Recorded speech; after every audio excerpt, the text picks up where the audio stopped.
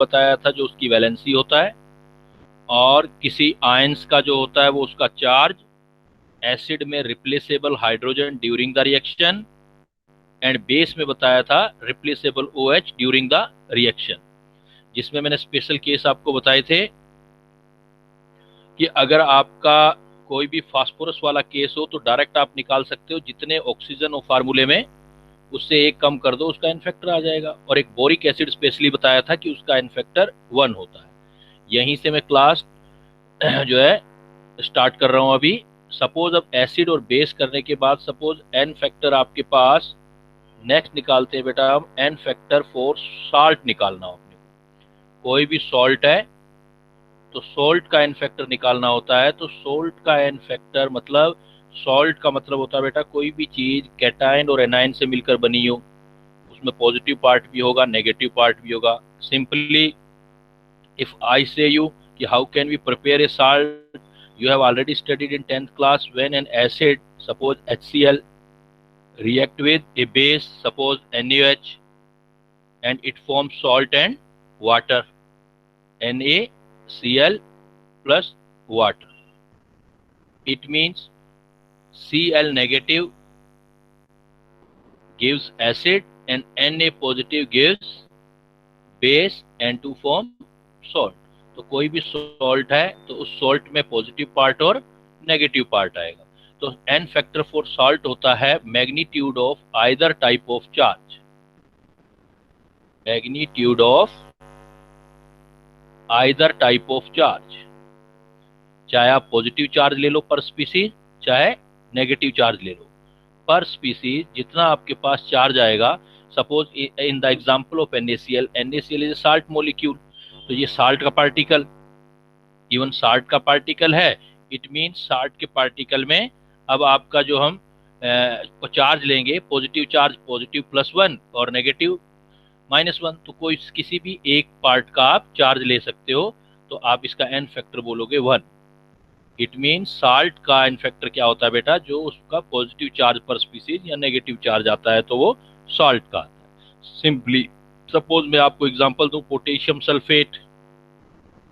मैं आपसे पूछूं कि पोटेशियम सल्फेट एक साल्ट है, इसका एन फैक्टर बताओ आप। तो एन फैक्टर आप पॉजिटिव, वेरी गुड बेटा 2 आ जाएगा। बिकॉज अगर मैं नेगेटिव चार्ज दूंगा देखूंगा तो एक सल्फेट आयन है उसका चार्ज -2 है, और यहाँ एक पोटेशियम का +1 है, बट ईच पार्टिकल में 2 पोटेशियम है तो टोटल चार्ज 2 हो जाएगा। तो जितना चार्ज होगा वो ये हो जाएगा आपका 2। बट सपोज कुछ इंपॉर्टेंट एग्जांपल, जैसे आपने सुना होगा पोटास एलम।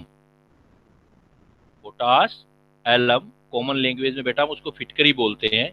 पोटास मतलब पोटेशियम का सल्फेट, एलम मतलब एल्यूमिनियम का सल्फेट। ये एक्चुअली डबल साल्ट होता है तो साल्ट ही। अगर डबल साल्ट है तो जितने जितने साल्ट है दोनों का टोटल निकाल लेंगे।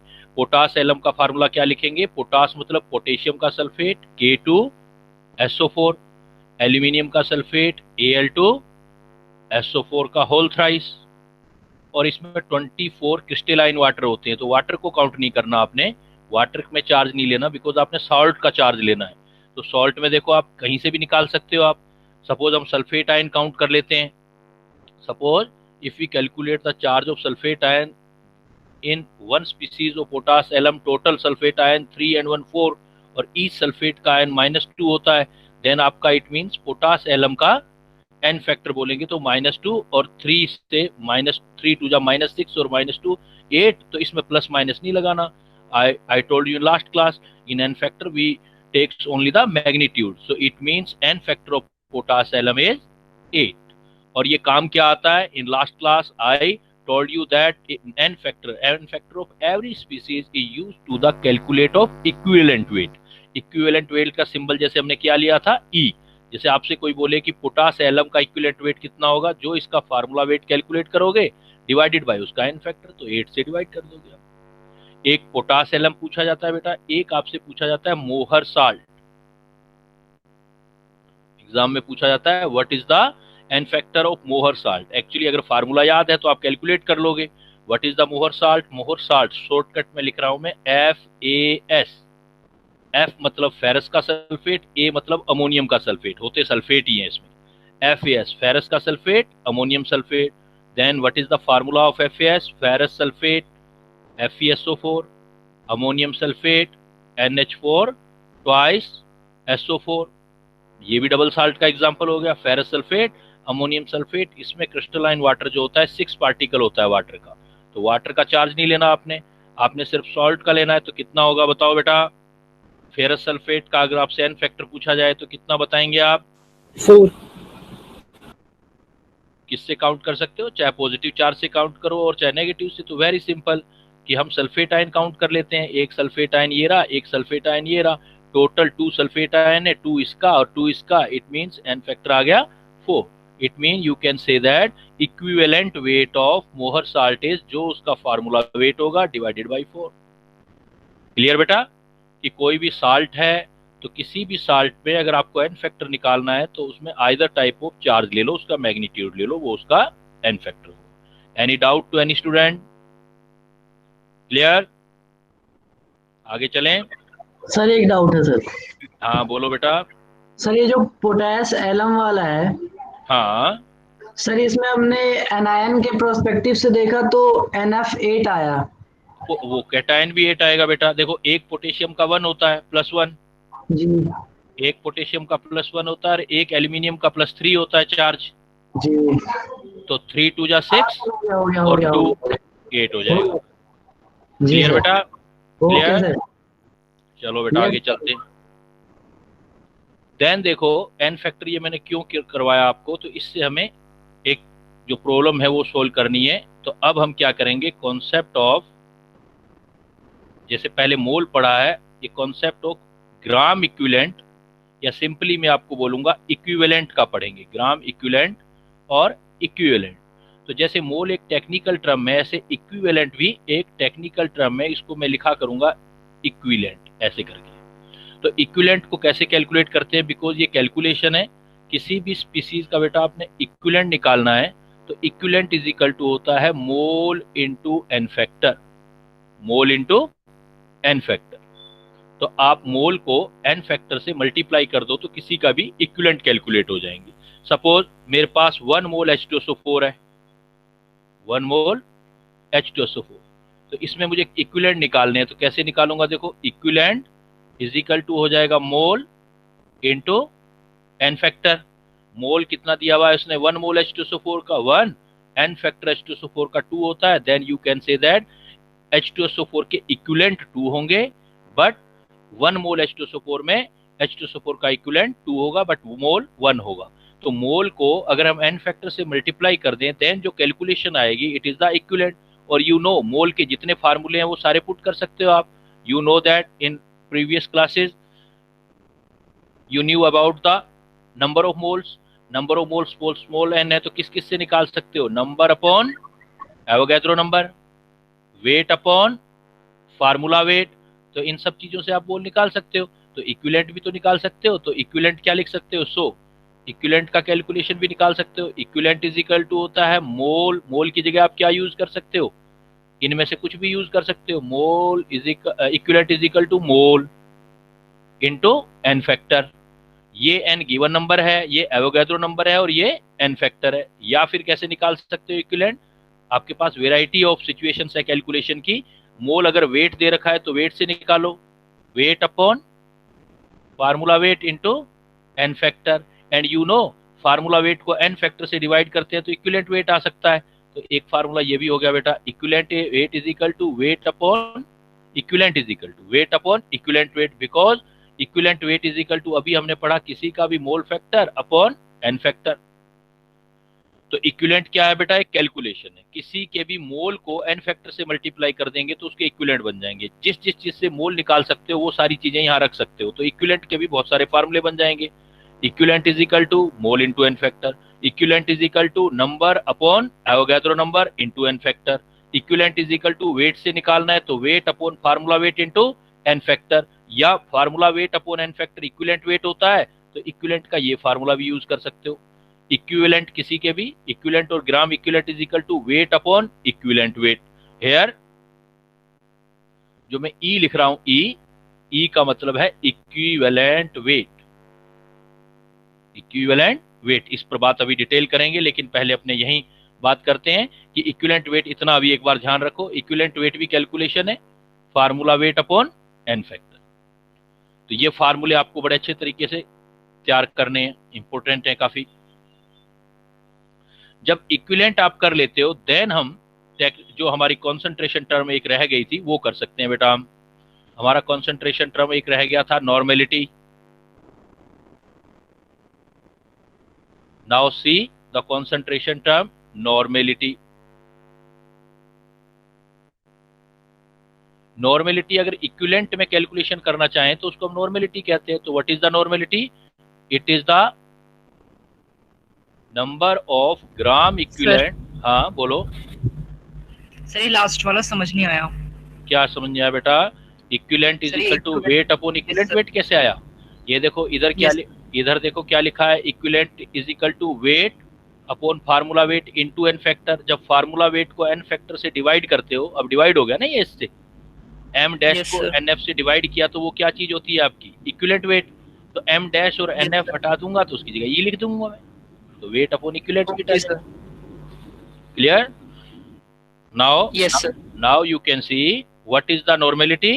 Normality, it is the number of gram equivalent of solute, gram equivalent of solute per liter of solution। मतलब पहले जो मोलरिटी में जहां आप क्या लिखा करते थे, मोल लिखा करते थे, वहां पर ग्राम इक्विवेलेंट लिख देंगे सोल्यूट की। It is the number of gram equivalent of solute per litre of solution. It means normality का जनरल फार्मूला क्या हो जाएगा? जैसे मोलरिटी किया था सेम वैसे ही बेटा normality. Normality is equal to equivalent या ग्राम इक्विवेलेंट कुछ भी लिख दो आप, equivalent of solute divided by volume of solution in litre.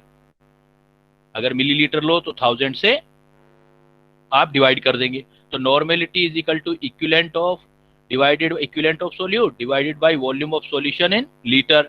अब नॉर्मेलिटी का यूनिट क्या बन गया देखो आप, जैसे मोलरिटी का यूनिट बताया था आपने मोल पर लीटर, तो इसका यूनिट हो जाएगा इक्विवेलेंट पर लीटर। नॉर्मेलिटी का यूनिट इक्विवेलेंट पर litre.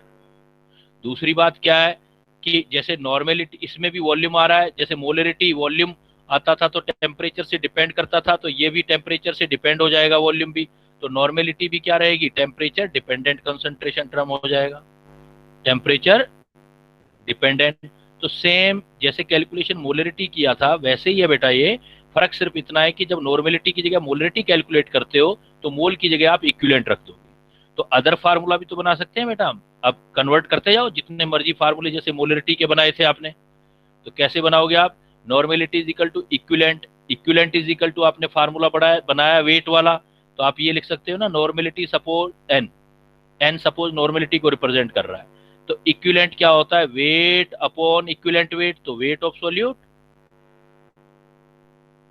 Upon equivalent weight of solute divided by volume of solution. Solution suppose millilitre में दिया हुआ है वॉल्यूम, तो ऊपर 1000 लगा दोगे। सेम वही फार्मूले आ जाएंगे। वहां मोलरिटी m होता था तो नॉर्मेलिटी n है, वहां मोलिकुलर वेट आता था, यहाँ इक्विवेलेंट वेट आता है आपका। और फार्मूले क्या बना सकते हैं? जैसे उसमें बनाए थे आपने परसेंटेज बाई वेट वाला, तो इसमें बेटा परसेंटेज बाई वेट भी बना सकते हो। इफ आपकी जो डेंसिटी गिवन है, if density and percentage wait is given, आपको परसेंटेज वेट गिवन दे रहा है, तो normality percentage by weight into density into 10। वहां पर आपने मोलर मास लिखा था, यहां पर इक्विवेलेंट मास लिख दोगे, ई लिख दोगे। सेम वैसा ही फार्मूला, सिर्फ मोलरिटी जैसा ही फार्मूला है। मोलरिटी की जगह नॉर्मेलिटी करते हो तो इक्विवेलेंट वेट निकाल सकते हो। हाँ, अगर आप पहले मोलरिटी लेकर के आप नॉर्मेलिटी डायरेक्ट निकालना चाहते हो तो इसमें रिलेशन भी होता है। नॉर्मेलिटी इज इक्वल टू होता है molarity into n factor. Normality is equal to molarity into factor, या आप पहले मोलरिटी निकाल लो फिर इस फार्मूले से नॉर्मेलिटी में कन्वर्ट कर देना। इसको याद रखना, देखो capital n is equal to m small n. मन, मन छोटा सा होता है मन, देखो मन, एन छोटा एम के साथ आएगा, मन, एन छोटा मतलब एन फैक्टर, मोलरिटी को एन फैक्टर से मल्टीप्लाई करेंगे देन भी नॉर्मेलिटी हो जाएगा। सपोज मैं आपसे ये प्रॉब्लम, जैसे वही प्रॉब्लम जो मोलरिटी के बनाए थे वो नॉर्मेलिटी के बनाते हैं। आज दो प्रॉब्लम शेयर करता हूं मैं आपसे। फर्स्ट प्रॉब्लम लिखता हूं, मैं कहता हूं normality of pure water, normality of pure water, ये सपोज कैलकुलेट करना है आपको। तो नॉर्मेलिटी ऑफ प्योर वाटर दो तरीके हैं, या तो मोलरिटी निकाल लो और मोलरिटी को एन फैक्टर से मल्टीप्लाई कर दो, या ये फार्मूला यूज कर दो। नॉर्मेलिटी देखो प्योर है तो 100% होगा, डेंसिटी वाटर की 1 होती है, into 10 divided by equivalent weight. Equivalent weight कैसे निकालोगे आप, देखो equivalent weight is equal to क्या होता है, formula weight upon n factor. तो equivalent weight, formula weight H2O formula है आपके पास, तो H2O फार्मूले में देखो फार्मूला वेट 18 और एन फैक्टर 2। पॉजिटिव चार्ज या नेगेटिव चार्ज ले सकते हैं इसमें H2O के केस में, बिकॉज ये ऑक्साइड आयन है, ये हाइड्रोजन आयन है, दो हाइड्रोजन आयन है, तो एन फैक्टर 2 होगा, H2O का एन फैक्टर 2, तो 18/2, तो E की जगह आप 9 लगा देंगे, तो ये आपका नॉर्मेलिटी आ जाएगा आपके पास। अगर आप यही वाला केस, जैसे मोलरिटी निकाला था मैं, सर मेरे को ये वाला समझ में नहीं आया जो आपने ये लिखा। Equivalent weight is equal to formula weight upon n factor, आया समझ? ये तो भैया पिछली यस क्लास सर, में इतना बता आ रहा गया। हूँ कि equivalent weight is equal to formula weight upon n factor. Water का फार्मूला वेट कितना है, H2O फार्मूला होता है, H2O का फार्मूला वेट कितना आएगा, मोलिकुलर वेट। ये समझ नहीं आया क्या, ये 18 कैसे है? हाँ, ये एक 18 हाइड्रोजन आएगा। का हुआ 18 आएगा, तो मैंने 18 लिख दिया। एन फैक्टर H2O का लेना है, तो H2O में ऑक्साइड आयन होगा या हाइड्रोजन आयन होगा, ऑक्साइड आयन की वैलेंसी कितना होता है 2, तो मैंने 2 लिख दिया यहाँ। वाटर में भी तो पॉजिटिव नेगेटिव पार्ट है ना, तो एक का कोई भी एक चार्ज लिख दो साल्ट की तरह। क्लियर? H2O का एन फैक्टर 2 यस होगा, सर। H2O का एन फैक्टर 2 होगा, H2O का एन, बिकॉज H2O दो हाइड्रोजन रिप्लेस कर सकता है ना, एसिड की तरह बिहेव करा के देखो, तो तब भी देख सकते हो 2 आएगा। और अगर नॉर्मेलिटी से नहीं निकालना है, आना तो सभी चाहिए, कंपटीशन लेवल पे तो सब आना चाहिए, नहीं तो आपका शॉर्टकट क्या है, मोलरिटी निकाली थी प्योर वाटर की 55.5 इंटू एन फैक्टर, तो H2 का एन फैक्टर है 2 से मल्टीप्लाई कर दो, तब भी नॉर्मेलिटी आ जाएगी। एक मैंने आपको देखो बेटा मोलरिटी का एक फार्मूला और, मोलरिटी में मैंने एक तरह का और प्रॉब्लम दिया था आपको इस टाइप का। अब मैं उसी प्रॉब्लम को ऐसे लिख दूं, calculate the normality of 49% by weight aqueous H2SO4 solution। Calculate the normality of 49% by weight of aqueous H2SO4 solution, और डेंसिटी सॉल्यूशन की गिवन है 1.7 ग्राम पर मिलीलीटर। सपोज ये दे रखा है आपको, तो ऊपर वाला फार्मूला फिर यूज कर सकते हैं ना बेटा, calculate the normality of 49% H2, तो normality is equal to percentage by weight into density into 10 divided by equivalent weight. 17 17 आ रही है, 17 17 आ रहा है, देखते हैं परसेंटेज बाय वेट कितना है 49, डेंसिटी कितना दे रखा है 1.7 इंटू 10। अब देखो इक्विवेलेंट वेट कैसे निकालोगे, फिर दोबारा लिख रहा हूं, देखो equivalent weight is equal to formula weight upon n factor. Formula weight H2SO4 का 98 आएगा बेटा, और H2SO4 का एन फैक्टर 2 होगा, तो 49 आ गया ना इक्विवेलेंट वेट, तो 49, तो आपका आंसर बिल्कुल करेक्ट है कि कितना आ गया 17। या मोलरिटी निकाल के एन फैक्टर से मल्टीप्लाई कर देना, तब भी normality is equal to molarity into n factor. कर लोगे बेटा इस फार्मूले पर क्वेश्चन? Yes sir. बना लोगे, जैसे आप लोगों ने मोलरिटी बनाया था ना, वैसे ही नॉर्मेलिटी बन जाएगा। तो जैसे मोलरिटी में सोल्व किया था वैसे ही आप इसमें ये फार्मूला लगाओगे। अगर दो का मिक्सचर ले लें हम, तो आप जितने भी लेते जाओ उनकी नॉर्मेलिटी और वॉल्यूम मतलब इक्विवेलेंट को ऐड करते जाओ। नॉर्मेलिटी इंटू वॉल्यूम फर्स्ट का, नॉर्मेलिटी इंटू वॉल्यूम सेकंड का, इक्वल टू जितना भी फाइनल नॉर्मेलिटी और फाइनल वॉल्यूम, ये यूज कर सकते हो। N1V1 plus N2V2 is equal to N final V final, जैसे मोलरिटी में करते थे M1V1 प्लस M2V2। जैसे example, if 10 millilitre of 0.1 normal HCl is added with 10 milliliter of 0.1 normal H2SO4, then calculate the final normality if final solution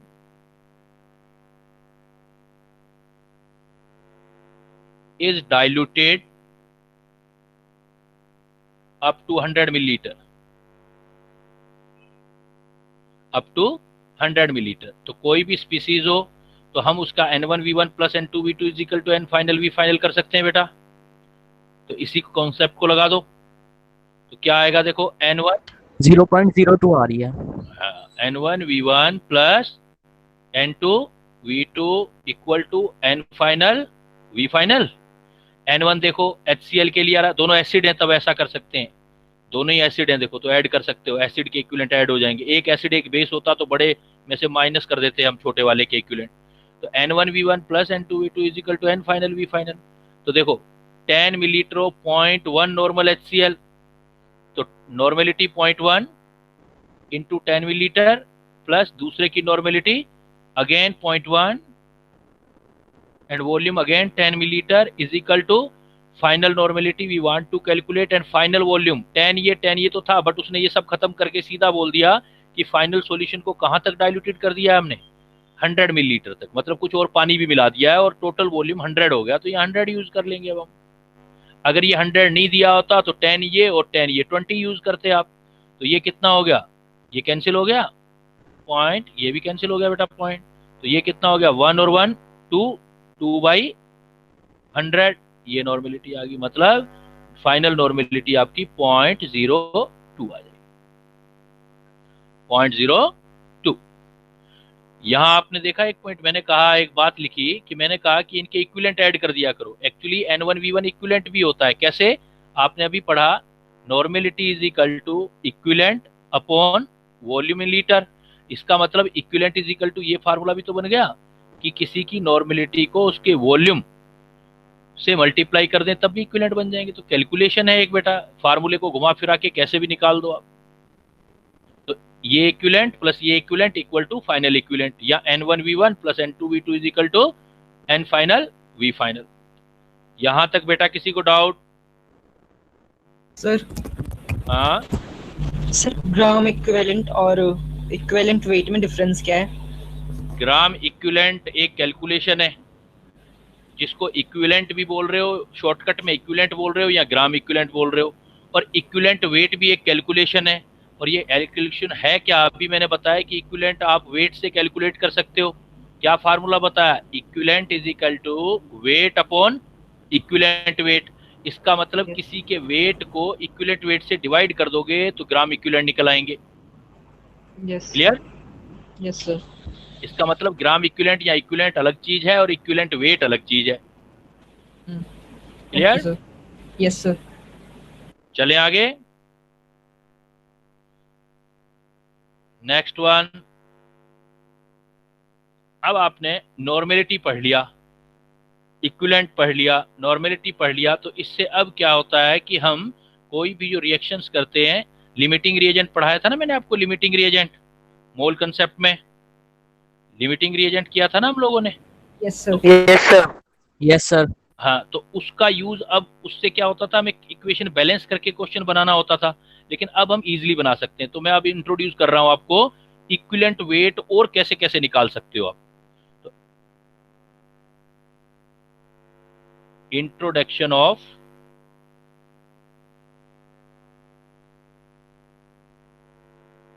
equivalent weight,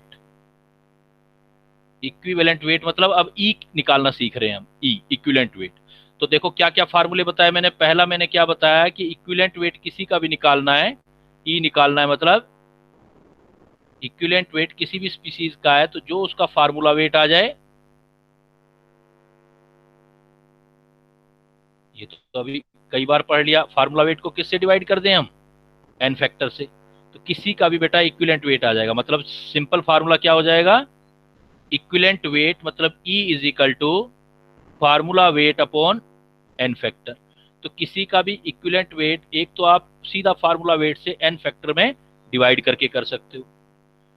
दूसरा हम कैसे equivalent weight कैसे निकाल सकते हैं, जो जो चीजें आपस में रिएक्ट कर रही हैं या जिससे बन रही हैं उनके इक्विवेलेंट वेट को ऐड कर दो, टोटल इक्विवेलेंट वेट आ जाएगा। सपोज मुझे इक्विवेलेंट वेट किसी भी स्पीसीज का निकालना है, सपोज मुझे इक्विवेलेंट वेट निकालना है equivalent weight of metal oxide का निकालना है, किसी मेटल ऑक्साइड का निकालना, total equivalent weight metal oxide निकालना है। तो आप क्या करो, ये किस किस से बना हुआ है देखो, मेटल ऑक्साइड एक तो मेटल से बना हुआ है कोई सी भी मेटल, और एक ऑक्साइड से बना हुआ है। तो आप ये लिख सकते हो equivalent weight of metal oxide, suppose कुछ भी फार्मूला है, is equal to equivalent weight of metal plus equivalent weight of oxide ion. Equivalent weight of metal and equivalent weight of oxide ion. और इक्विवेलेंट वेट ऑफ मेटल कैसे निकालोगे, वापस ऊपर वाला formula, metal m dash upon n factor, या oxide का निकालना है तो m dash upon n factor. तो यू नो आपको मेटल तो नहीं पता लेकिन ऑक्साइड का इक्विवेलेंट वेट तो फिक्स है। Equivalent weight of oxide ion कैसे निकालोगे आप, ऊपर वाला फार्मूला यूज करो, equivalent weight of oxide formula weight upon n factor. तो ऑक्सीजन का फार्मूला वेट होता है 16 और एन फैक्टर उसका चार्ज होता है, आयन है, तो इक्विवेलेंट वेट 8 आ गया। तो किसी भी मेटल ऑक्साइड का इक्विवेलेंट वेट निकालना है बेटा, तो आप equivalent weight of metal oxide is equal to equivalent weight of metal plus 8 लिख सकते हो, equivalent weight of metal plus 8। तो equivalent weight of metal oxide is equal to equivalent weight of metal plus equivalent weight of oxide ion. Oxide ion सीधा फार्मूले से निकल जाएगा, इन दोनों में से कोई एक दिया होगा आपको, उनमें से कैलकुलेट करके निकाल लो। जैसे मैं प्रॉब्लम लिखता हूं,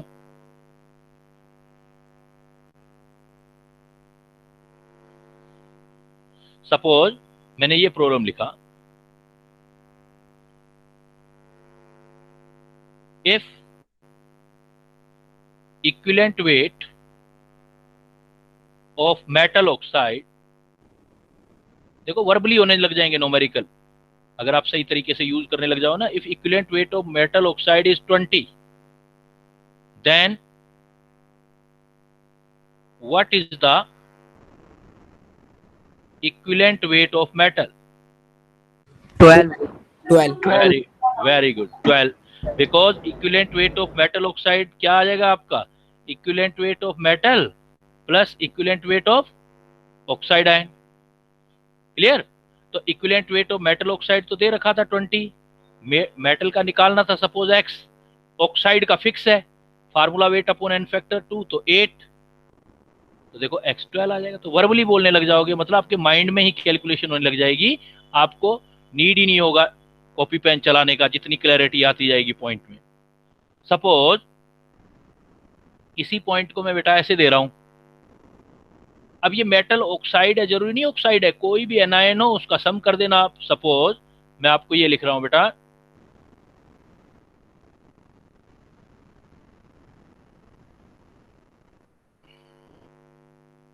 if equivalent weight of metal oxide is 17, then what is the equivalent weight of sulfate of that metal, equivalent weight of sulphate of that metal. हमें देखो किसी फार्मूले की कोई जरूरत ही नहीं है, हम फार्मूले लगा ही नहीं रहे, हम सिर्फ कॉन्सेप्ट यूज कर रहे हैं। तो कैसे यूज करेंगे बेटा, इसको कैसे सोल्व करेंगे,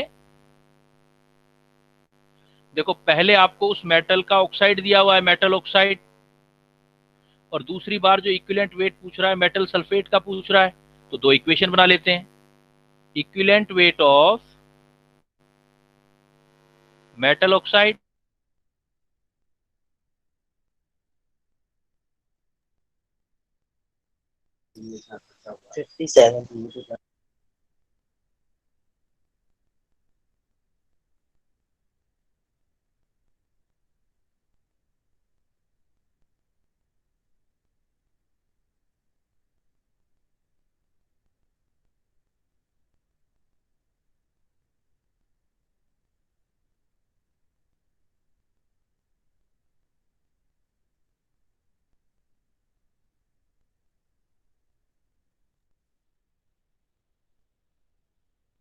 Sir, your audio is not audible. Sir mute कर दिया आपको किसी ने।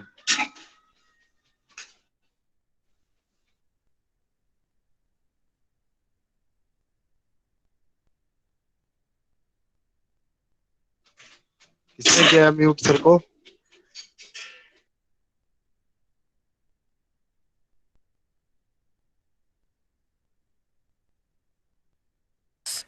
सर आप म्यूट हो गए हो।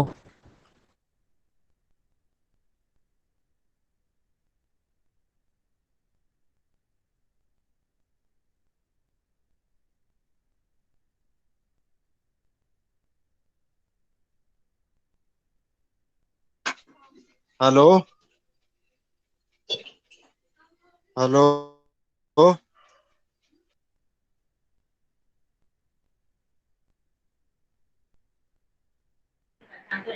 Sir, your voice is not coming.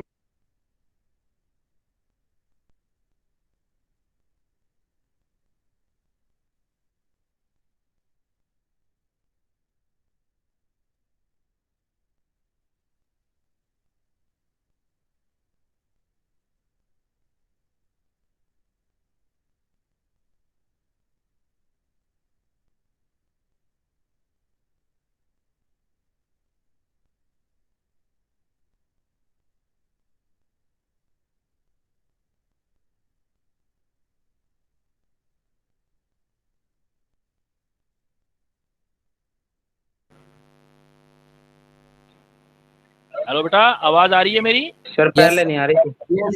Yes, sir. Now it's coming. Now it's coming. So I am explaining again. If equivalent weight of metal oxide is 17, The screen is half. yes, equivalent weight of metal oxide is 17, and we want to equivalent weight of sulfate of that metal. Sulfate of that metal mean पहले क्या लिख देंगे? Equivalent weight of metal oxide is equal to equivalent weight of metal plus equivalent weight of oxide ion.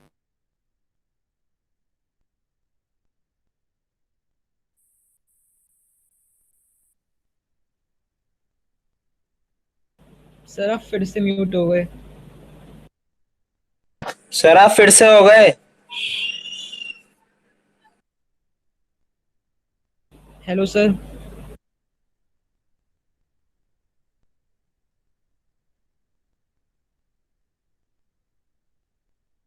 Hello sir.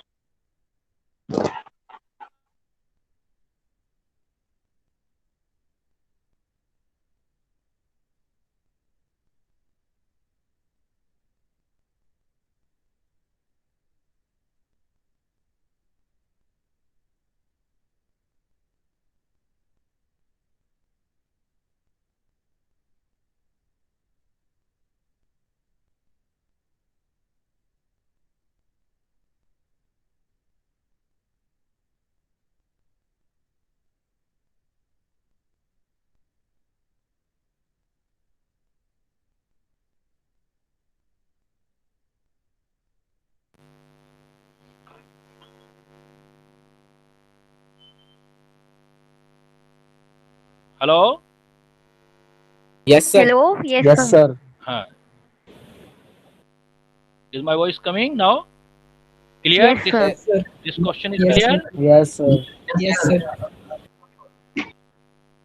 Next देखो बेटा, कर लोगे अब ऐसे प्रॉब्लम? मेटल कोई भी हो, मेटल सल्फेट, मेटल नाइट्रेट, जो भी आ जाए आप फार्मूले में दोनों का सम कर लोगे और 2 फार्मूले यूज करोगे। क्लियर? नाउ देखो बेटा, Yes, मैं आपको sir. एक चीज सिखाने जा रहा हूं अब। विदाउट बैलेंसिंग प्रॉब्लम कैसे सोल्व करते हैं। विदाउट बैलेंसिंग मतलब हमें मोल कंसेप्ट से ज्यादा कंपटीशन में पढ़ना, तो हमें मोल कंसेप्ट भी पढ़ा था, लेकिन इसका यूज हम कंपटीशन में ज्यादा करेंगे जो आज अभी पढ़ रहे हैं हम। अब देखो, विदाउट मान लो बैलेंसिंग करेंगे तो बहुत सारा टाइम लग जाता है, और उसके बाद हम लिमिटिंग रिएजेंट लगाते हैं, फिर सोल्व करते हैं। अगर हमें डायरेक्ट सोल्व करना हो तो हम इक्विवेलेंट कंसेप्ट लिखते हैं। तो ये प्रॉब्लम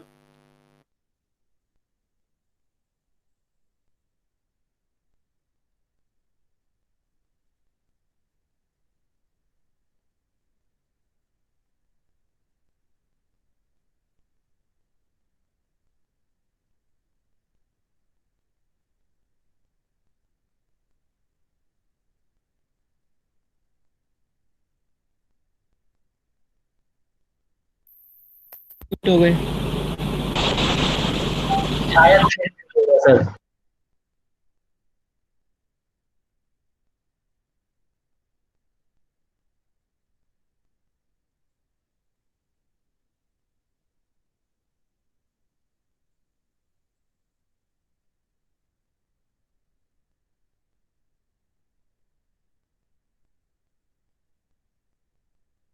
So आप your म्यूट हो voice गए। is not coming again.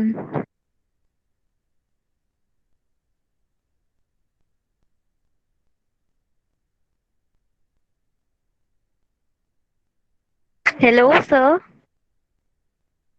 Your voice is not coming.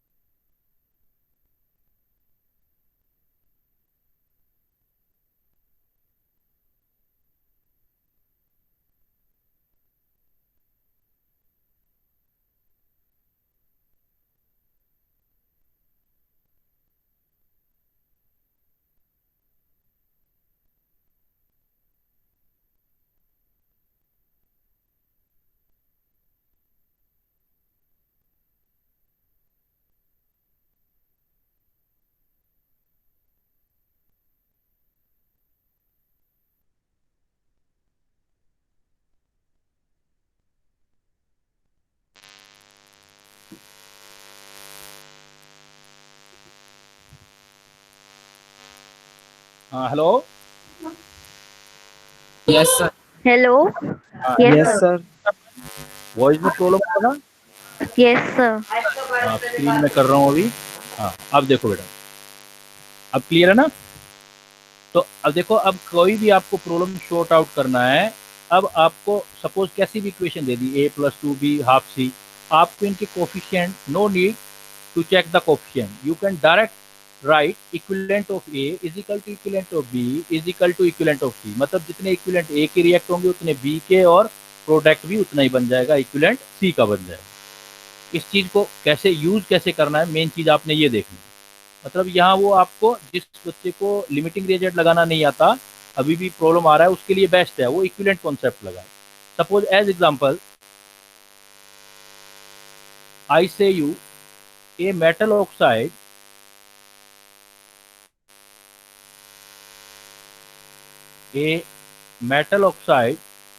contain 60% oxygen by weight, 60% oxygen by weight. Calculate equivalent weight of metal. Calculate equivalent weight of metal. A metal oxide contains 60% oxygen by weight. Calculate equivalent weight of metal. Is question clear? A metal oxide, आ रही है बेटा, अब आवाज आ रही है मेरी? Yes, sir. हाँ, a Yes, metal sir. oxide contains 60% oxygen by weight. Calculate equivalent weight of metal. Very simple.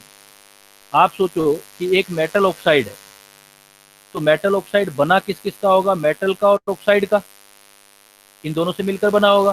तो हम क्या करेंगे, इन दोनों के इक्विवेलेंट को इक्वेट कर देंगे। तो मैं ये बोल दूंगा कि इक्विवेलेंट ऑफ मेटल, इसको बनाने में ऐसे यूज हुआ होगा, equivalent of metal is equal to equivalent of oxygen. आप हमेशा ऐसे लगाना है, जो चीज भी जिससे बनी हुई है या जो रिएक्ट करेगी उसके इक्विवेलेंट इक्वल कर देने हैं। अब इक्विवेलेंट में देखो 60% ऑक्सीजन, इसका मतलब ऑक्सीजन का पार्ट 60% होगा। तो क्लियर है कि मेटल कितना होगा बेटा? 40। सपोज ये 60 ग्राम है तो ये 40 ग्राम होगा, बिकॉज पूरा कंपाउंड तो 100% होता है। तो इक्विवेलेंट वाला वेट वाला फार्मूला लगाओ। इक्विवेलेंट आप इस फार्मूले से तो बनाते थे, equivalent is equal to weight upon equivalent weight. तो मैं ऐसे लिखूंगा, equivalent of metal is equal to weight upon equivalent weight of metal. और here we can see, direct भी लिख सकते हैं या दोबारा लिख देता हूं, weight upon equivalent weight of oxide ion या ऑक्सीजन। क्लियर? जब आप सीख जाओगे ना फिर ये सारे स्टेप भी हट जाएंगे, फिर आप डायरेक्ट सोल्व किया करोगे। अब देखो वेट कितना है आपका मेटल का? 40। Equivalent weight of metal you want to calculate, weight of oxygen 60 and equivalent weight of oxygen you know 8। अभी प्रॉब्लम की भी हमने, इक्विवेलेंट ऑफ ऑक्सीजन तो आप फार्मूले से निकाल सकते हो ना, फार्मूला वेट 16 बाई वैलेंसी होती है 2, तो 8 ही आना है। तो ये 8 आना है तो कितना हो जाएगा देखो ये आपका,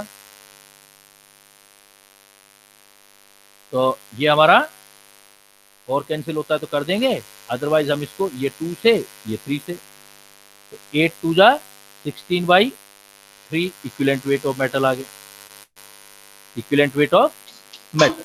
हेलो जब भी हेलो नागे सर, एक्चुअली ना बैकग्राउंड से कुछ प्रॉब्लम, मतलब आवाज आ रही है, थोड़ा प्रॉब्लम हो रही है। मेरे यहाँ तो कोई भी नहीं है। आपके वही मतलब वैसे ही आ रही है, मे बी लीड से हैंड फ्री से आ रही हो। लीड में से आ सकती है, रूम में तो मैं अकेला ही हूँ मेरे वाले रूम में। नहीं, हैंड फ्री से ही आ रही है, थोड़ा पीछे से मतलब। तो अब इसमें ये प्रॉब्लम हो सकता है कि जो नेट है ना, नेट तो ब्रॉडबैंड तो चल नहीं रहा आज, मोबाइल हाँ जी, से हाँ चल जी। रहा है ये, और ये अच्छा, मेरा अच्छा, जो है हेडफोन है, ओके ओके। तो हेडफोन से के रीजन से हो सकती है ये। एक बार ही सर मतलब दो बार निकाल के दोबारा लगाएंगे, क्या पता हाँ हो मैं जाए, लगाऊंगा, क्योंकि लेकिन मेरे स्टार्टिंग में ख्याल नहीं आ से, रही थी।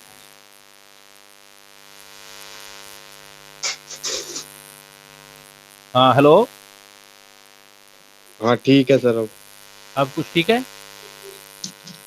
अब आवाज आ बैकग्राउंड रहा है अभी? में अब वॉइस तो आ रही है आपके पीछे, थोड़ा डिस्टरबेंस आ रही है, मतलब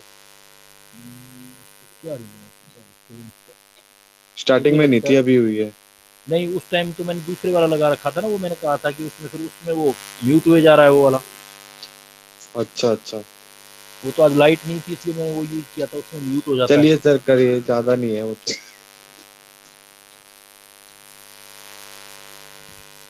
मैं आवाज थोड़ी कम करता हूँ इसमें।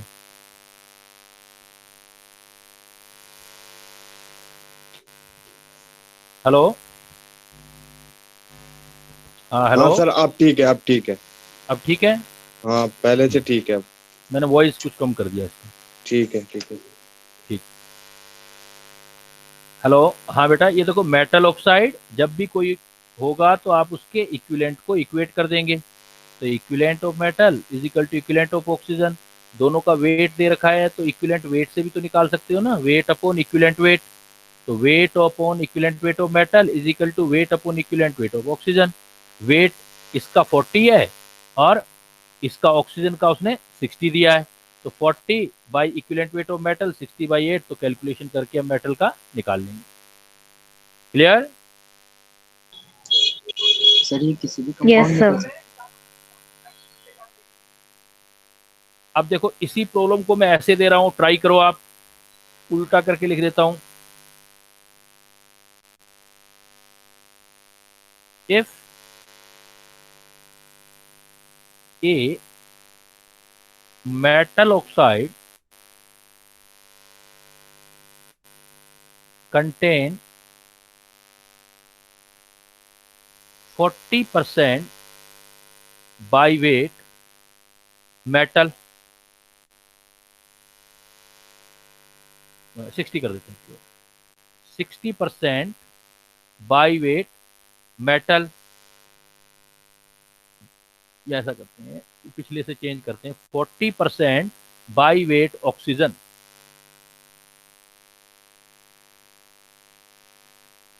कैलकुलेट द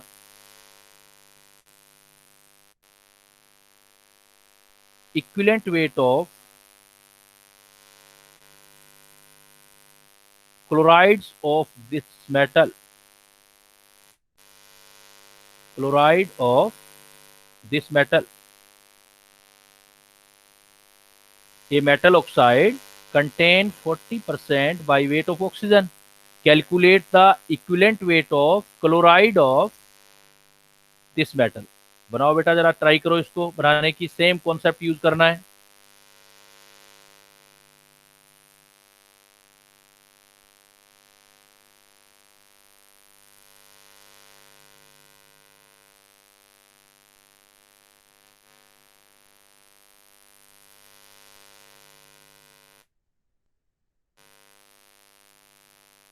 क्या आंसर आएगा इसका?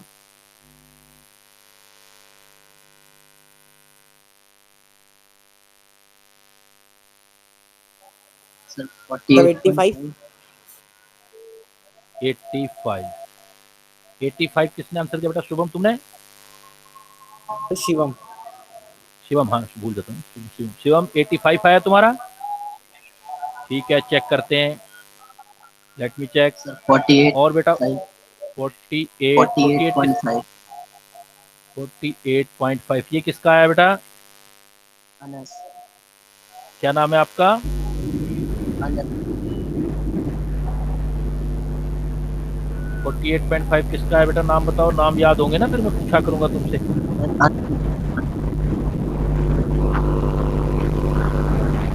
आवाज में प्रॉब्लम आ 47.5 47 47.5. 47 ओके बेटा, सर 47.5 47.5 लेट मी चेक।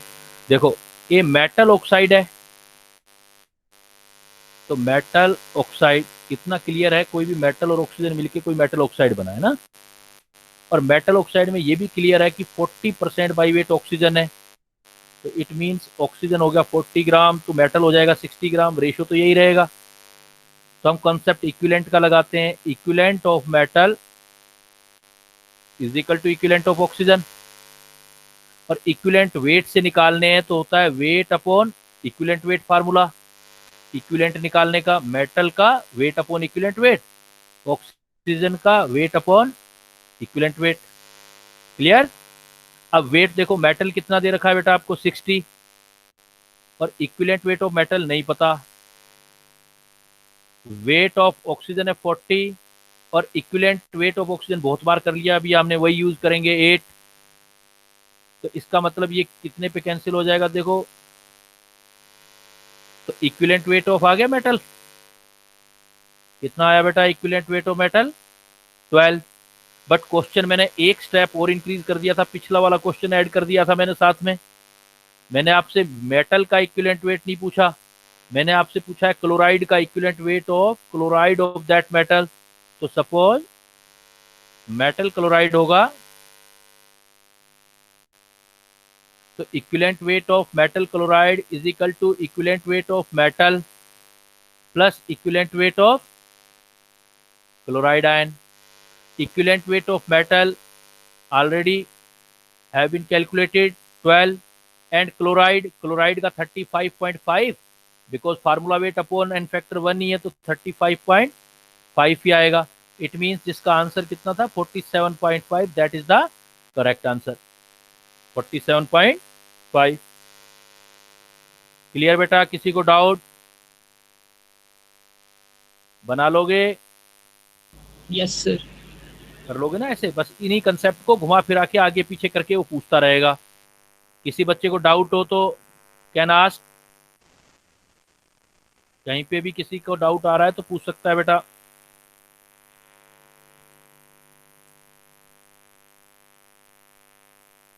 दूसरे टाइप के प्रॉब्लम क्या आएंगे इसमें, स्टोक्योमेट्रिक प्रॉब्लम होती हैं ये जो, इसमें देखो अब कुछ ऐसी प्रॉब्लम आएगा, कुछ ऐसा, हाउ मैनी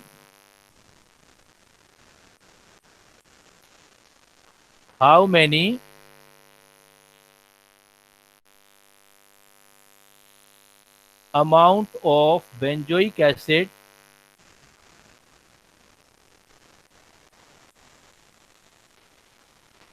चलो बेंजोइक का भी फार्मूला नहीं आता होगा तो हम छोटा लेते हैं। How many amount of acetic acid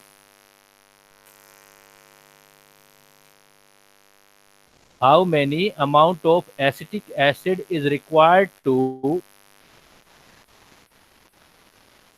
neutralise how many amount of acetic acid is required to neutralize 100 milliliter of 0.1 normal NaOH। मैंने आपको प्रॉब्लम दे दिया बेटा, how many amount of acetic acid is required to neutralize 100 millilitre of 0.1 normal NaOH। How many amount of acetic acid, तो देखो एक आपके पास acetic acid है, क्या फार्मूला होता है बेटा एसिटिक एसिड का, सुन रहे हो बेटा मेरी आवाज? CH3COOH। तो ये तो एसिड हुआ, CH3COOH। ये बेटा एसिड हुआ। NaOH क्या होता है, बेस। तो हम क्या करेंगे, इन दोनों के इक्वल कर देंगे। Equivalent of acetic acid is equal to equivalent of NaOH। NaOH मतलब बेस। क्लियर। अब देखो एसिटिक एसिड का क्या दिया हुआ है, इसके इक्विवेलेंट किससे निकालेंगे, बिकॉज एसिटिक एसिड का अमाउंट निकालना है तो हम बोलेंगे weight upon equivalent weight of acid is equal to NaOH के इक्विवेलेंट जो निकालने हैं नॉर्मेलिटी से हैं, तो ये होता है नॉर्मेलिटी इनटू वॉल्यूम। मतलब जितने फार्मूले ऊपर लिखे हैं ना वो सारे याद होने चाहिए हमें। उसने नॉर्मेलिटी दे दिया तो नॉर्मेलिटी इनटू वॉल्यूम भी इक्विवेलेंट होता है, लेकिन वॉल्यूम लीटर में होना चाहिए। तो इन दोनों के इक्विवेलेंट हमने इक्वेट कर दिए। यहां तक किसी को डाउट बेटा? एसिटिक एसिड का वेट निकालना है इसलिए वेट से इक्विवेलेंट निकाल लिए, और NaOH बेस का नॉर्मेलिटी दे रखा है तो नॉर्मेलिटी से निकाल लिए हमने। अब हम वैल्यू पुट कर देंगे। अब देखो हाउ मेनी अमाउंट, अब इक्विवेलेंट वेट तो निकालना पड़ेगा ना एसिड का, तो मैं क्या होता है equivalent weight, weight upon formula weight upon n factor ऊपर चला जाएगा। Equivalent weight is equal to formula weight upon n factor. इसी फार्मूले में लिख देता हूं एसिड का नॉर्मेलिटी इनटू वॉल्यूम लीटर में बेस का। अब आप कैलकुलेट करो, देखो अब आप करके बताओ आंसर। वेट आपको निकालना है, फार्मूला वेट एसिटिक एसिड का कैलकुलेट करके रखो, n फैक्टर एसिटिक एसिड का पता होना चाहिए आपको, नॉर्मेलिटी गिवन है, वॉल्यूम लीटर में रखना है। कैलकुलेट करो, अब इतना मैंने बता दिया, इससे आगे करो।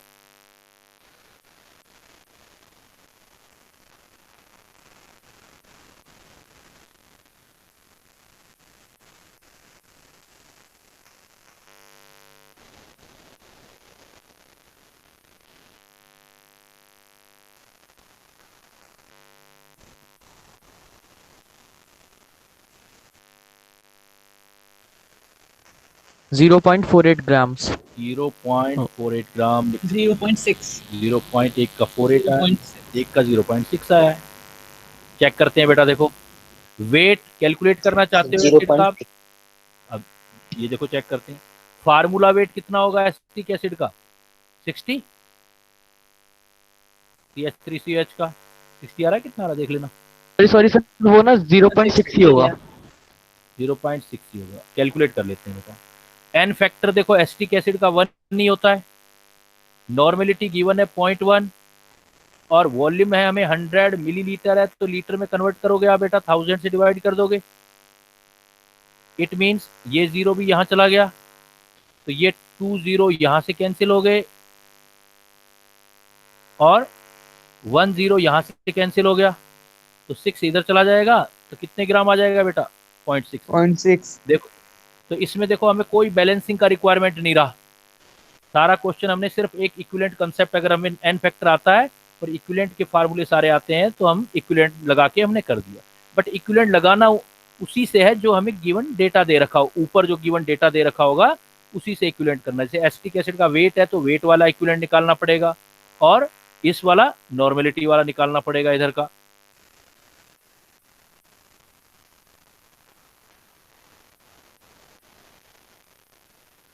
ये मेरे साथ साथ इसको सोल्व करते जाओ, इस प्रॉब्लम को। How many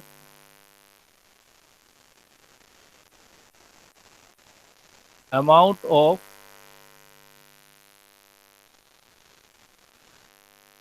HCl is required to neutralize 0.2 molar 100 milliliter of calcium hydroxide। 0.2 milliliter 100 milliliter of calcium hydroxide। Try करेंगे बेटा? पहले आप लोग ट्राई करो, बताओ, फिर मैं बताता हूँ आपको। एक थोड़ा सा फिर मैंने डिफरेंस डाल दिया है, यू नो ना, हर प्रॉब्लम में आपको पता ही है, आप मेरे से आप वाकिफ हो गए होंगे कि मैं हर एक प्रॉब्लम में एक आधा चेंज डाल देता हूँ जो आपको रिकग्नाइज करके सोल्व करना होता है।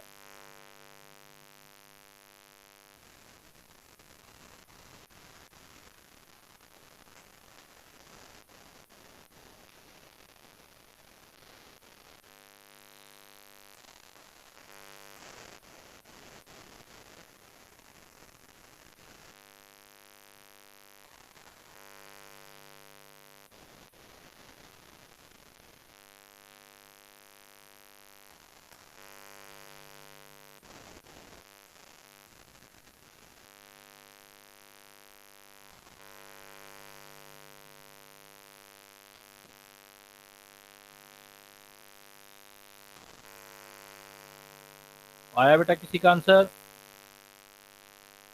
1.46 grams. 1.4। देखो simply equivalent of HCl is equal to equivalent of base मतलब calcium hydroxide. Equivalent of HCl amount चाहते हो तो वेट रखो, चलो ये भी लिख लेते हैं 14.0। इक्विवेलेंट ऑफ HCl वेट से बनाओगे, weight upon formula weight into n factor. Sir 1.46।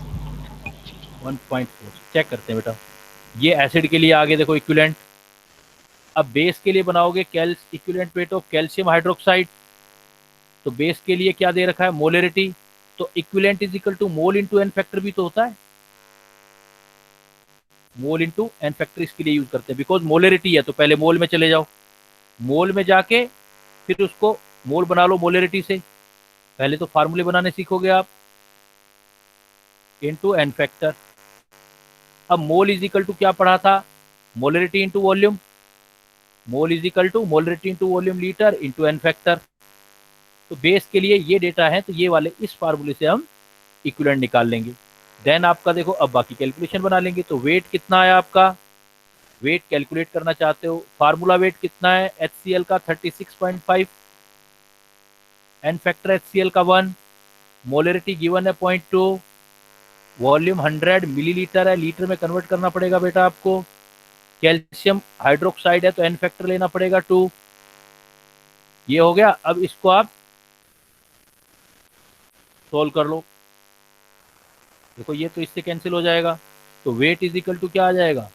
36.5 into 2 into 2 divided by 10, ये 100 आ रहा है। अब 4 को इससे और कर दो, तो 5 4 जा 20, 2 2 जा 4, 4 5 4 जा 20, 22 आ गया आपका। 6 4 जा 24, 26, फिर अगेन 2 आ गया, 4 3 जा 12, 14 ये आ गया। और इसमें एक पॉइंट लगा हुआ था और 100 भी है नीचे, तो आपका जो आंसर है वो सही क्या आएगा? 1.46 ग्राम। 1.46 ग्राम। तो इस टाइप से आपका जो प्रॉब्लम आता है, तो कोई अब जो न्यूमेरिकल पहले वाले जितने भी हैं, अब मैं आपको आज पिछली क्लास में मैंने कहा था कि सिर्फ n फैक्टर कैलकुलेट करना, तो मैं आपको अगली क्लास में फिर उससे प्रॉब्लम सोल्व करना सिखाऊंगा। तो अब मैं आपको जो डीपीपी दूंगा उसको आप ट्राई करना कि इक्विवेलेंट से सोल्व कर लो, उस कंसेप्ट को यूज करना है। क्लियर बेटा?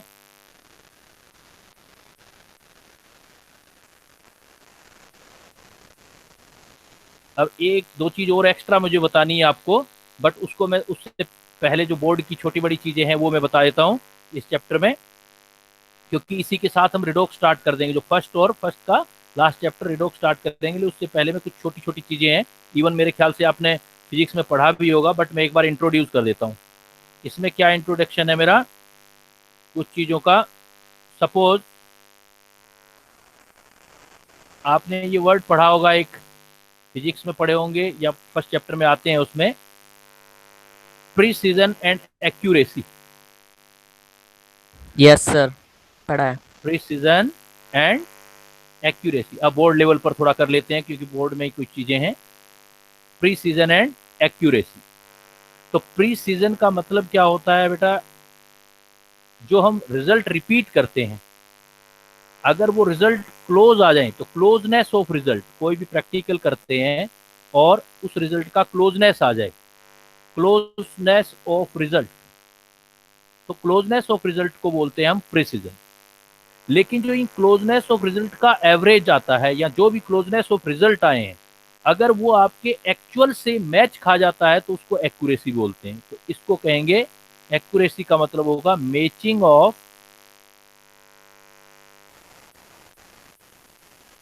Close result with actual result, with true value, with true value. इसको बेटा हम ऐसे समझ सकते हैं, देखो सपोज मैं आपका एक टेस्ट लेता हूं आप बच्चों का, और उसमें से वो टेस्ट लिया मैंने 100 मार्क्स का, तो 100 मार्क्स ट्रू वैल्यू होगी। अब एक बच्चे के, ए बच्चा है, ए बच्चे के बार बार मैंने हर बार टेस्ट ले रहा हूँ और उसके नंबर आ रहे हैं 80, 79, 80, तो उसके रिजल्ट जो है क्लोज है। इसका मतलब उसका रिजल्ट आ रहा है प्रिसाइज, लेकिन ट्रू वैल्यू के मैच नहीं खा रहा, तो एक्यूरेट नहीं है, लेकिन प्रिसाइज रिजल्ट है, क्लोजनेस ऑफ रिजल्ट। एक्यूरेसी है एक दूसरा बच्चा है जिसका जो आ रहा है वो आ रहा है 89, 98, 99, तो उसका जो है 100 के आसपास वैल्यू आ रहा है, तो उसका एक्यूरेट है। दूसरा एग्जांपल देखो ऐसे लिख सकते हैं, सपोज मैंने 3 स्टूडेंट को सिलेक्ट किया, और 3 स्टूडेंट में student A, student B and student C. ये बहुत सिंपल सी चीजें हैं बेटा, इनको करना जो होता है बहुत सिंपल है। ए बी सी 3 स्टूडेंट हैं, और स्टूडेंट को मैंने कहा है कि मार्क्स लेने हैं आपको 100, या सपोज मार्क्स लेने हैं 20, सबको टारगेट दिया मैंने 20 का। अब ए स्टूडेंट के मार्क्स मैंने 3 बार टेस्ट लिया, 1 बार मार्क्स आए 8, सेकेंड बार मार्क्स आए 0, थर्ड बार मार्क्स आए 18, तो इट मीन्स इसके रिजल्ट जो है क्लोज नहीं है। देखो रिजल्ट क्लोज नहीं है, तो इसका मतलब इसके रिजल्ट नॉट प्रिसाइज है, और जब प्रिसीजन नहीं होता तो एक्यूरेसी तो होती ही नहीं है बेटा कभी, not precise. Suppose student B का जो टेस्ट लिया मैंने, बी के मार्क्स आए 8,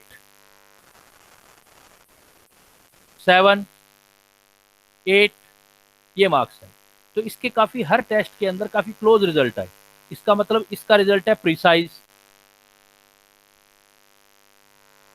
लेकिन एक्यूरेट नहीं है। ये तो नॉट प्रिसाइज, नॉट एक्यूरेट। इस केस में रिजल्ट प्रिसाइज तो है बट एक्यूरेट नहीं है, नॉट एक्यूरेट। प्रिसाइज है बट एक्यूरेट नहीं है। अब सी वाला देखो, मैंने सी वाले स्टूडेंट लिया, उसके मार्क्स आए 20, 19, 20। अब देखो इसके प्रिसाइज भी है, मतलब क्लोज है काफी एक दूसरे के, और ट्रू वैल्यू से मैच खा रहे हैं, तो एक्यूरेट भी है, एक्यूरेट भी है। सो व्हाट कैन वी से कि भाई जो फर्स्ट वाला है वो प्रिसाइज भी नहीं है, एक्यूरेट भी नहीं है। सेकंड वाला रिजल्ट आपका प्रिसाइज आ गया लेकिन एक्यूरेसी नहीं है। थर्ड प्रिसाइज भी है, एक्यूरेसी है।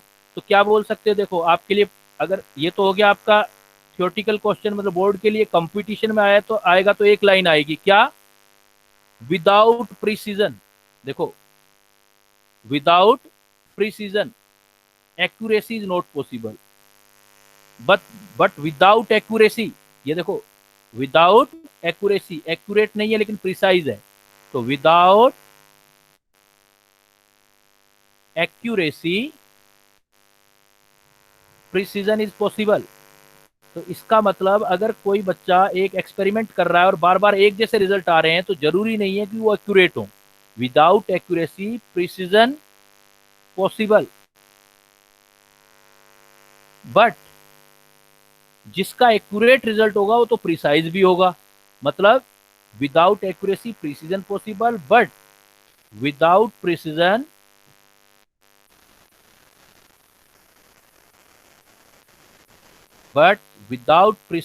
accuracy is not possible. Accuracy is not possible. Exam में आया तो ये वाली वर्डिंग आएगी आप। क्लियर बेटा? प्रिसीजन एक्यूरेसी क्लियर है? आवाज सुन रहे हो मेरी आप? Yes sir. Yes, ये sir. ये आपने फिजिक्स में भी पढ़ा होगा, मैंने एक बार और आपको क्लियर कर दिया कि प्रिसाइज रिजल्ट होना गारंटी नहीं है कि एक्यूरेट होगा, लेकिन एक्यूरेट हो गया तो एक्यूरेट का मतलब अपने आप ही एक्यूरेट है, वो प्रिसाइज अपने आप ही होगा। तो एक्यूरेसी आ गई तो प्रिसीजन भी आ जाएगा, लेकिन प्रिसीजन आ गया तो नॉट नेसेसरी एक्यूरेसी आ जाएगी। अब जब आप रिजल्ट कोई भी निकालते हो किसी एक्सपेरिमेंट का बेटा, तो उसको जब मेजरमेंट करते हो तो उसमें आप उसको लिखते हो, तो लिखने के कुछ तरीके होते हैं और उसमें हम कुछ डिजिट लिखते हैं उसके अंदर, तो इसको बोलते हैं बेटा सिग्निफिकेंट फिगर। ये भी पढ़ा होगा आप लोगों ने। Excuse me sir. Yes sir अगर दो वैल्यूज तो क्लोज है, मतलब 20 में से जो 20 टारगेट है, एक के 20 आए, एक बार 19 आए, और अगर तीसरा 8 है या कुछ दूर का है, तो उसको एक्यूरेट बोलेंगे या नहीं? नहीं बोलेंगे ना, क्योंकि तीनों का एवरेज निकाल के चेक करोगे आप। अगर एवरेज आएगा ट्रू वैल्यू से मैच खाएगा तो एक्यूरेट होगा, एवरेज निकालोगे तो नहीं आएगा। सपोज एक तो 18 या 20 आ गया, दूसरा तीसरा 8 हो गया, तीनों को ऐड करके 3 से डिवाइड करेंगे तो चेंज हो जाएगा, तो नहीं आएगा। हाँ, इसलिए वो नहीं हो सकता। मतलब तीनों होने चाहिए, क्लोज भी। सर अगर और 19, 20 और 18 हो तो वो हम कह देंगे कि भाई अप्रोक्सीमेट एक्यूरेट है, वो तो जितना मैच करेगा उतना एक्यूरेट होता जाएगा। सर लेकिन अगर 18 और 22 आए हैं सपोज, तो फिर 18 और 22 प्रिसाइज तो है नहीं, लेकिन उनका एवरेज तो 20 आ जाएगा, तो एक्यूरेट नहीं, तो हो गए। इतना हो जाता है, मतलब पॉइंट डेसिमल के बाद, अभी सिग्निफिकेंट फिगर की बात कर रहे हैं ना, पॉइंट डेसिमल होंगे तो हो जाता है, क्योंकि एरर होती है ना जब हम कोई प्रैक्टिकल करते हैं। हो सकता है मशीन में थोड़ी बहुत खराबी हो सकता है कि टेम्परेचर और उसकी कंडीशन हो, तो पॉइंट में थोड़ा बहुत फर्क आ सकता है। जैसे 18 है आ गया, फिर 20.2 आ गया, लेकिन एवरेज लाओगे तो वहीं आ जाएगा फिर। क्लियर? Yes sir. मेजरमेंट कभी भी 100% क्लियर नहीं होते, कुछ ना कुछ एरर तो रहती है, इसीलिए तो आप फिजिक्स में एरर भी तो पढ़ा होगा आपने, नहीं पढ़ा अभी? Yes, sir. सर पढ़ा है। हाँ, तो देखो आपने ये भी पढ़ा होगा सिग्निफिकेंट फिगर। सिग्निफिकेंट फिगर क्या होता है? देखो SF सिग्निफिकेंट फिगर मतलब जो हम रिजल्ट है वो हमारा सिग्निफिकेंट कितना है। तो किसी भी रिजल्ट को बेटा सिग्निफिकेंट करने के लिए हम कुछ डिजिट लिखते हैं, और उस डिजिट में लास्ट वर्ड जो है वो अनसर्टन होता है, जो भी वैल्यू लिखते हैं। तो कोई भी मेजरमेंट करते हो आप, measurement contain digit, measurement contain digit with last uncertain digit, sir screen round of करने के आ लिए रही है। Last uncertain digit. Measurement contain digit with last uncertain digit. मान लो बेटा मैं लिखता हूं 100, या मैं लिखता हूं 20.1 मिलीलीटर, कोई मैंने मेजरमेंट किया, 20.1, तो इसमें आपको डिजिट, ये भी डिजिट है, ये भी डिजिट है, ये भी डिजिट है, लेकिन लास्ट जो है इसमें राउंड ऑफ कर सकते हो आप। 20.1 में कोई चेंजेस करना है तो कर सकते हो। तो कोई भी जितनी वैल्यू लिखते हैं, जितने डिजिट लिखते हैं, उसमें लास्ट जो डिजिट होता है वो आपका, सपोज मान लेते हैं मैं ये कहता हूँ 20.1 है, तो आप इसको अप्रोक्सीमेट 20 लिख सकते हो आप राउंड ऑफ करने के लिए। या 20.6 है तो राउंड ऑफ करने के लिए आप इसको कितना लिख सकते हो, तो लास्ट डिजिट में चेंज कर सकते हो आप। तो क्या लिख सकते हो, 20.21 लिख सकते हो, क्योंकि ये 0.5 से ज़्यादा है तो इसको मैं 21.0 लिख सकता हूँ। 20 जैसे आपके मार्क्स आते हैं ना कि अगर हाफ से ज़्यादा आ जाए तो ऊपर वाला ले लो, उससे नीचे कम ले लो। अगर 5 होता है जैसे 22.5, तो इसको कितना लिख सकते हैं हम, लास्ट अनसर्टन है तो 22, क्योंकि लास्ट इवन है। अगर यही 21.5 होता तो राउंड ऑफ करना है तो लास्ट में चेंज कर सकते हो, इससे पहले वाला आपका ओड है तो इवन लिख सकते हो, 22 लिख सकते हो आप इसको। तो जो भी डिजिट लिखते हैं उसमें लास्ट वाला जो होता है अनसर्टन डिजिट होता है, और टोटल जितने डिजिट होते हैं उसको सिग्निफिकेंट फिगर बोलते हैं। अब सिग्निफिकेंट फिगर काउंट कैसे करते हो, तो रूल होते हैं इसके, देखो बड़ी सिंपल, ज्यादा लंबे चौड़े में नहीं जाना, आपने सीधा ऐसे समझना है कि हमारा क्वेश्चन सही कैसे हो। जितने भी नॉन जीरो डिजिट होंगे बेटा, सर सर इसमें 22.5 है, इसका जो वो है 22 कैसे इक्वल हो गया ये? क्योंकि अगर ये 5 होता है तो इसका छोड़ देते हैं हम इसको राउंड ऑफ करने के लिए, इसके पिछले में जाते हैं। अगर ये इवन होता है तो वैसा ही रहेगा, ओड होता है तो बढ़ जाएगा, इवन बन जाएगा। ओके सर, रूल होता है ना ये। देखो जितने भी आपके ऑल नॉन जीरो डिजिट हैं, जितने भी नॉन जीरो कहीं भी जैसे 1 2 3 4 5 6 8 9 दिखाई दे तो सारे आपके सिग्निफिकेंट फिगर होंगे। ऑल जितने भी नॉन जीरो डिजिट होते हैं वो सिग्निफिकेंट फिगर है। क्लियर। अब बात आती है जीरो की। अब जीरो में डिफरेंट केस है बेटा, ध्यान से कर लेना, काफी कंफ्यूजिंग होता है बच्चों के लिए। जीरो के केस में अगर जीरो बिटवीन नॉन जीरो है,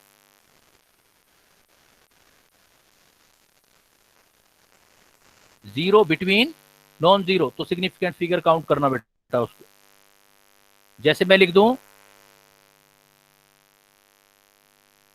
2.5, ये वैल्यू लिख दी, मैंने पूछ लिया सिग्निफिकेंट फिगर कितने होंगे। नॉन जीरो तो सिग्निफिकेंट है ही, लेकिन जो जीरो नॉन जीरो के बीच में आ जाते हैं कहीं भी, वो भी सिग्निफिकेंट होंगे। तो कितना लिखोगे आंसर आप, 4। तो जीरो फिर सिग्निफिकेंट कब नहीं होता भाई, जीरो की सिचुएशन 3 हो सकती है। आप रियलाइज करोगे किसी भी आप वैल्यू को, जब भी आप किसी वैल्यू को लिखोगे, या तो जीरो बिटवीन नॉन जीरो आएगा, या zero in beginning of non zero,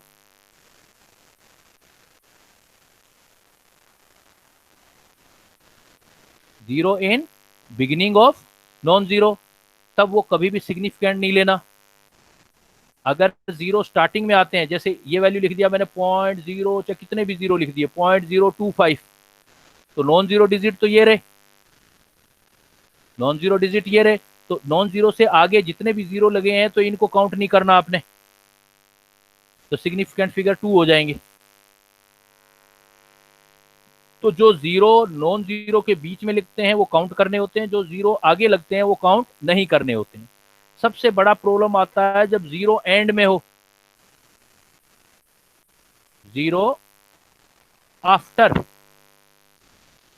non zero digit, zero after non zero digit. अगर आपका जीरो नॉन जीरो के बाद आता है तो दो चीजें ध्यान रखनी है। क्या, एक तो आपने फिर डेसिमल चेक करना है। इफ डेसिमल इज प्रेजेंट, कहीं पे भी डेसिमल प्रेजेंट है तो जीरो को काउंट करना है। तो जो जीरो होंगे वो सिग्निफिकेंट फिगर होंगे। डेसिमल प्रेजेंट है, जैसे मैं लिख दूं 28.0. अब देखो डेसिमल प्रेजेंट है बेटा, अब आपका डेसिमल प्रेजेंट आ गया, तो नॉन जीरो डिजिट के बाद जितने भी जीरो आएंगे वो आपको सिग्निफिकेंट काउंट करने होंगे। तो इसका मतलब यहां सिग्निफिकेंट फिगर हो जाएंगे 4। लेकिन अगर मान लो आपको डेसिमल प्रेजेंट ही नहीं है, if Infinite. yes, very good, if decimal is not present, if decimal is not present, अगर डेसिमल प्रेजेंट नहीं है तो जितने दिख रहे हैं उतने तो है ही, जितना आपको दिखाई दे रहा है वो तो है ही, बट ये कोई क्लियर वैल्यू ही नहीं है। डेसिमल नहीं होते तो वैल्यू क्लियर नहीं होती, इसलिए हम अप टू इन्फिनाइट तक ले सकते हैं,